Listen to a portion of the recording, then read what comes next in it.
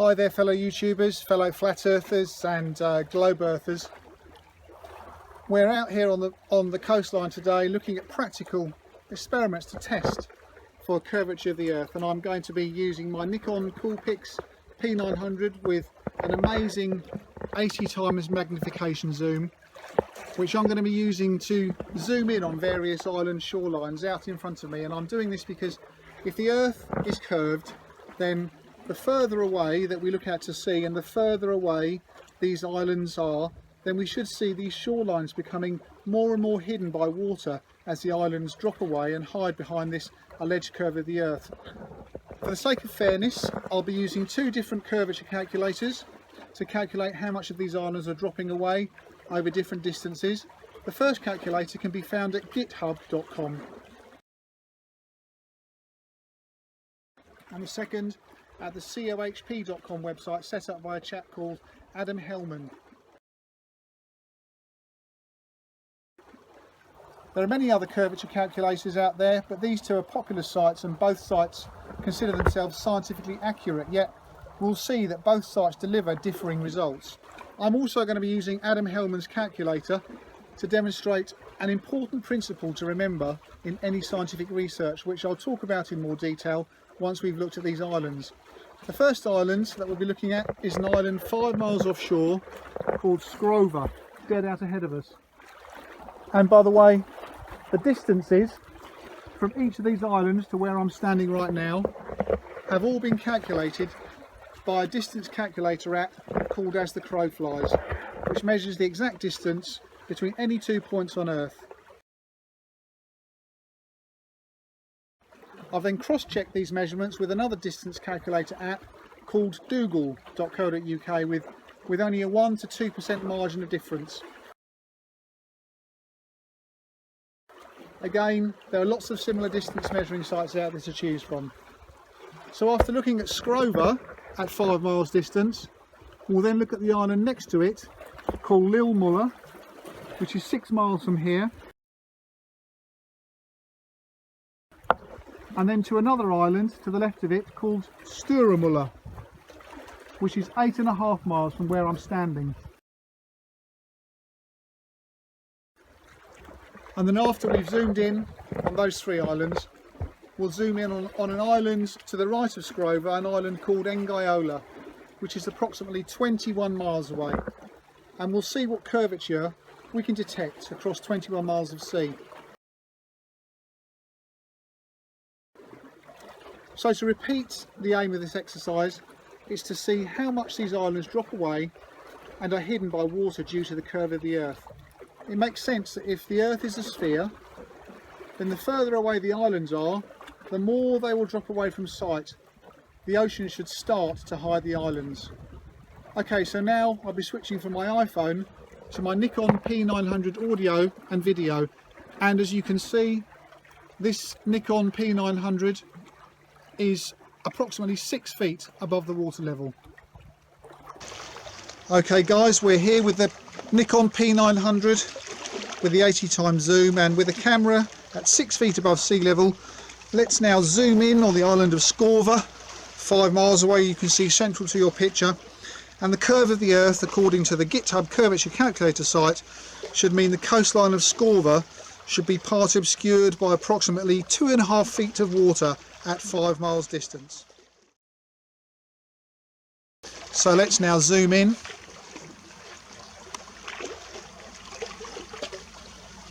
Here comes the coastline into view,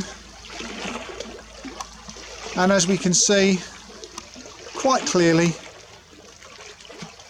there is no 2.5 foot drop. We can see right clearly all the way across. We can see the water's edge, we can see where the dark is, where the wet of the tide just wetting the bottom of the stones. Pan across.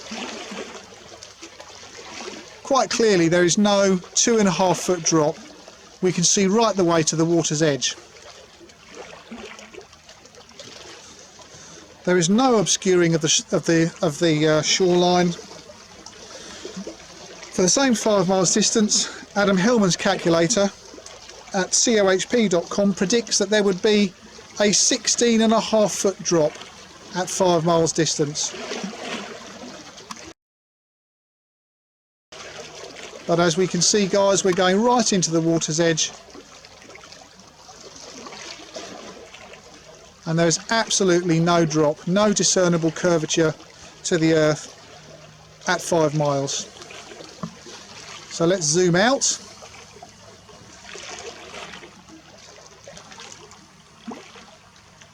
Zoom right out, and we'll now go to the island to the left of Skorva, which is Lil Muller.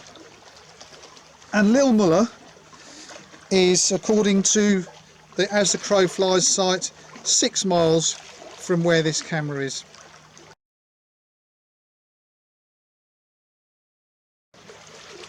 The GitHub curvature calculator tells us there should be a drop of 6 foot. An Adam Hellman site calculates there should be a drop of some 24 feet over the same distance. So let's now move into the Lil Muller Island, go right to the shoreline, and once again, guys, we can see at 6 miles, we can see the shoreline quite clearly. There is no 6 foot drop according to GitHub, and there is definitely no 24 foot wall of water obscuring this coastline. Both sites have got this completely wrong. Let's move away from this little island here. We should come to the edge of it, and let's go back onto the shore. There we are. Right to the very shore's edge, Lil Muller, 6 miles away. Again, absolutely nil earth curvature proven at this point. So let's zoom back out. And the third island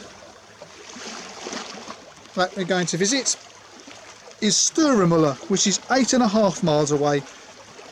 Again, these distances calculated by asthecrowflies.com.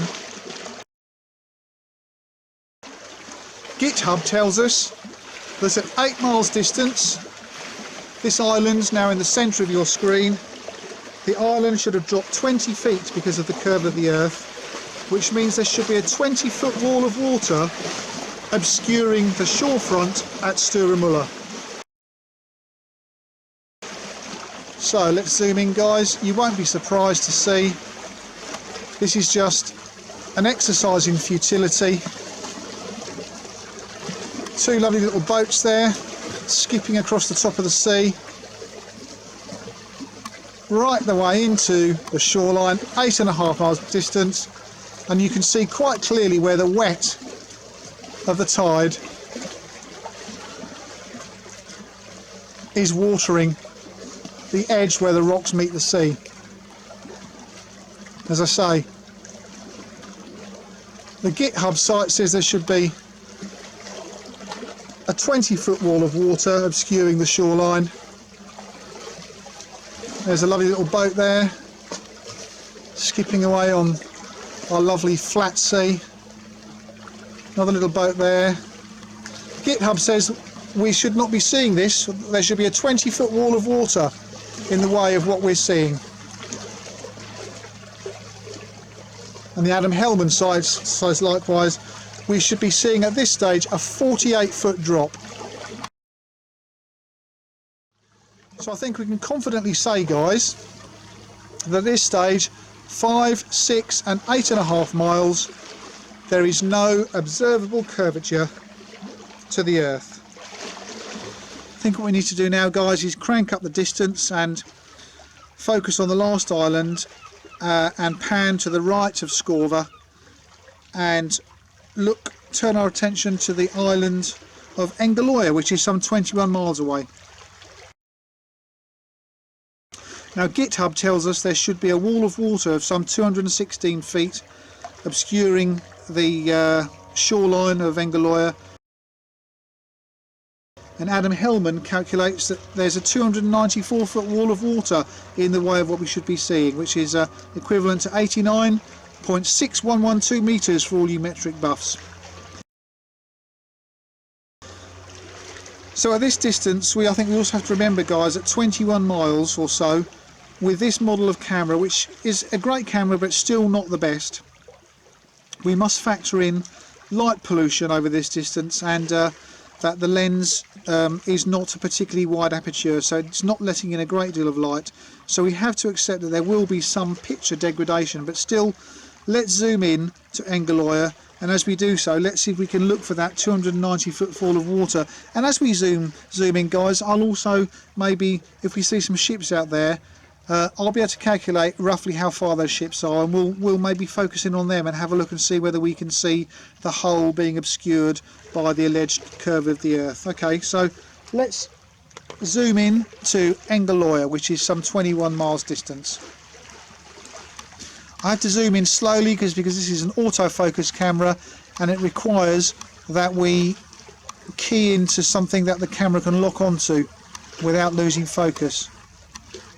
But already at about 8 or 9 miles distance, actually that's going to be about 12 miles distance now. This boat here that we have in there, we see it. Let's see if we can zoom in quickly and get focused. We can't fully lock on focus, but we can clearly see the hull of the ship, and at this, between 12 and 13 miles out of shore, this should be being obscured by, if we use the common denominator, the common consensus of opinion would be about 35 foot of water, and we can see it quite clearly. There is no earth curvature. We'll swing to the right. Another little, what's this we got out here? Another boat of fashion. It looks like it's heading away from us, but again, the hull clearly visible. So we're having trouble locking onto Engeloya, but what I'll try and do is maybe focus on a rocky outcrop, and then if I get focus on that, I'll zoom down to the shoreline. Okay, we got focus. Let's go down. Oh guys, as far as I'm concerned, there's no 300 foot wall of water obscuring the view there. Everything that we're looking at, guys, is totally flat. I don't know about you, but I just love it. I just love this practical experimentation. Boats that, with the normal eye, with no telescope or no zoom lens, we'd be thinking, oh, look at that boat there. Look, you see it disappearing? That's because of the curve of the Earth. Actually, no. When we have a powerful enough tool to zoom in, come back in, lock in on the boat, and we can see it quite clearly.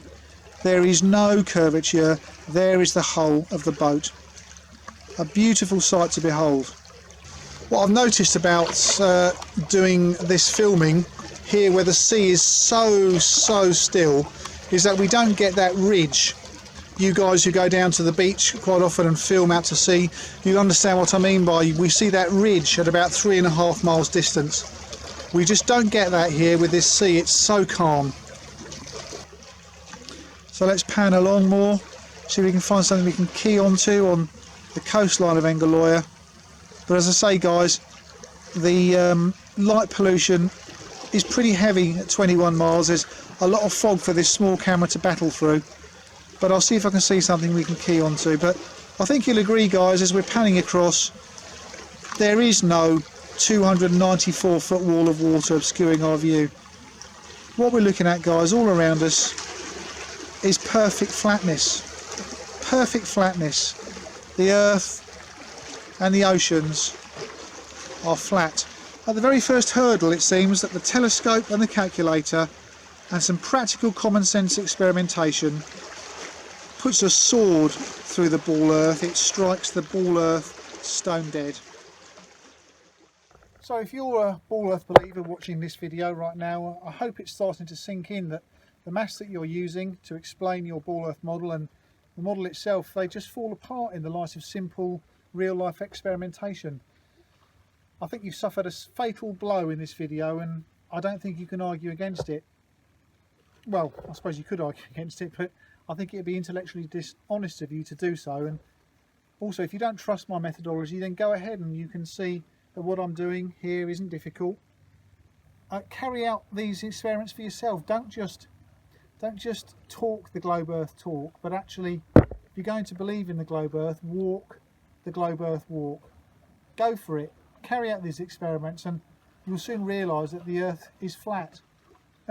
Personally speaking, almost the minute I heard the Earth could be flat, I just had to buy a telescope and check out for the curve for myself. We have to experiment for ourselves and test the maths for ourselves. We've all of us spent too much of our school lives just accepting information as fact out of the mouths of trusted teachers, and look where that's got us. We spent the whole of our school lives being taught what to think but not how to think. And I personally, I know some great teachers, but I think in the main school produces only clones and automatons who have been trained to not question or think outside of the box. And also for me, in carrying out these experiments down at the shore, it sunk in for me just what huge discrepancies there are between the globe Earth curvature experts themselves. There's huge disarray in the globe Earth camp, and their rules, it's almost like they're changing daily to take account for the growing numbers of people like me, many others like me flat earthers, waking up to the lies that are being told consistently about this Earth. And so it was here for me some 3 years ago now, at this point that we're at right now, measuring for curvature and not seeing any. This was the moment that my flat Earth conversion took place. Practical experimentation plus the maths. If the maths stacked up, I told myself, and it showed the curve, then I would simply put the flat Earth idea down to some wacky conspiracy. But if the maths didn't stack up and I couldn't see any curve, then that would be a huge blow to the globe Earth model that I'd been force-fed by so many teachers and media influences down over the last 45 years of my life. And if the maths didn't stack up, then for the sake of my own intellectual integrity, I would now need to keep on keeping on and get to the bottom of this flat Earth investigation stuff.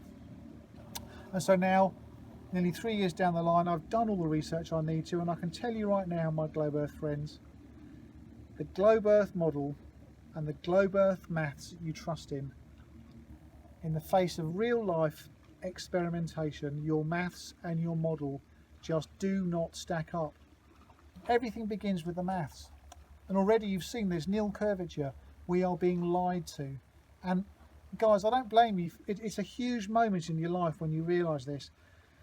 And so the next question that you're bound to ask is, why are we being lied to? Why, and who's behind all of these lies? And so I say, slow down, my friend. It'll all become clear in time. This video has not been made for that purpose. This video is purely to help debunk the maths, the Earth curvature maths. I've actually already made 2 feature-length videos that tell the whole flat Earth story in all its horror and its beauty. Just go to youtube.com and type in Flat Earth, the horror and the beauty.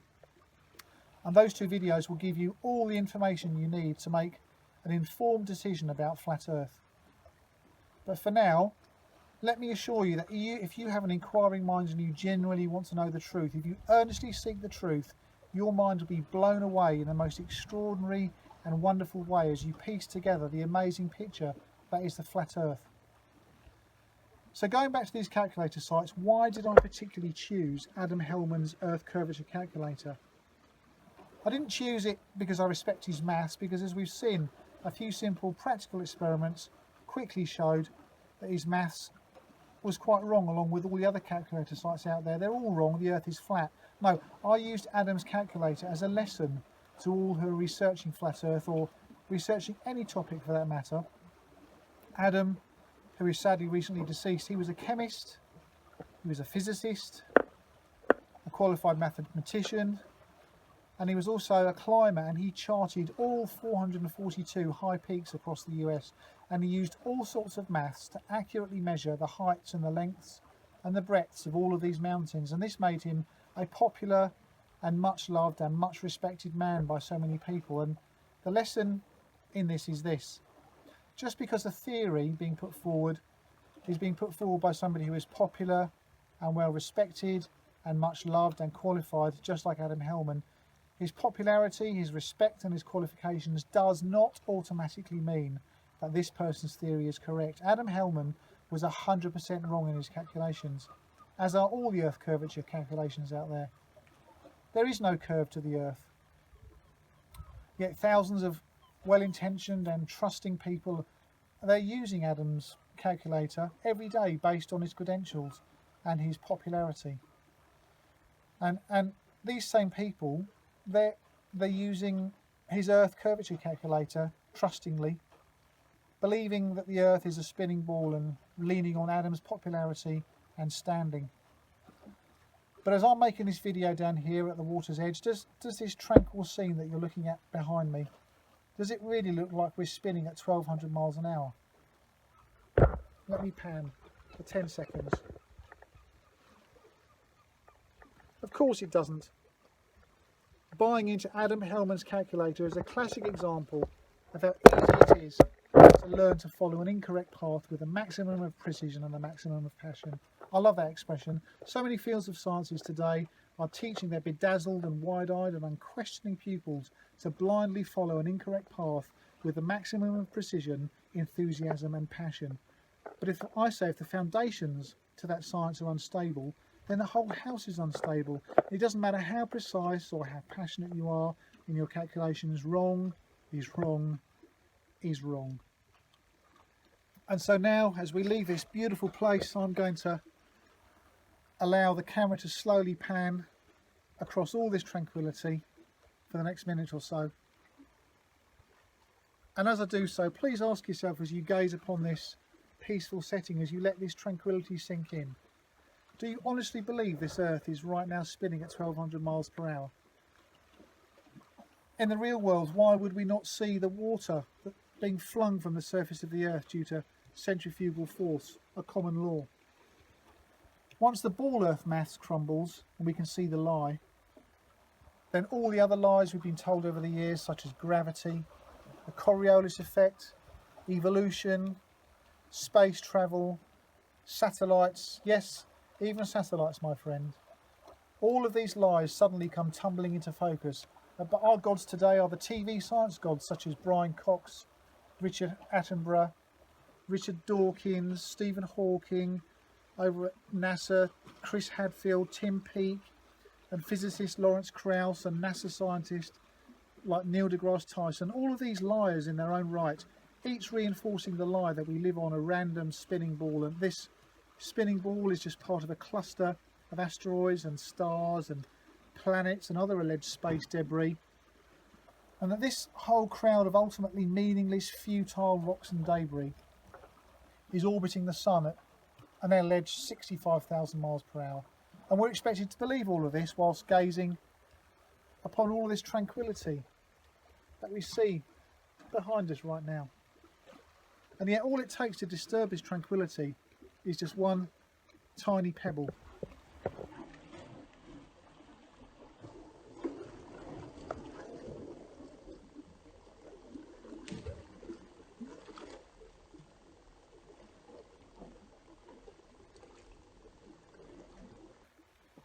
Maybe you ball earthers have got an answer that will confound us flat earthers. But remember, in the last 10 minutes or so, we've just exposed one enormous lie that's hopefully got you seriously thinking the lie of the curve of the Earth. So what else have you been lied to about regarding the Earth sciences? My friend, your journey is just starting. We've been lied to on a grand scale. The Earth is fixed and stationary and flat, just as God's word tells us in over 60 different places in the Bible. The earth is the Lord's and everything in it, amen. If you've been challenged by what you've seen so far down here at the water's edge, I urge you to please begin your journey into the incredible story of the incredible flat earth. And it really is an incredible story. Your journey has only just begun. I'm going to shut up now, and for another minute I'm just going to pan the camera and let you gaze upon the fury and the chaos of our random, chaotic, hurtling Big Bang universe.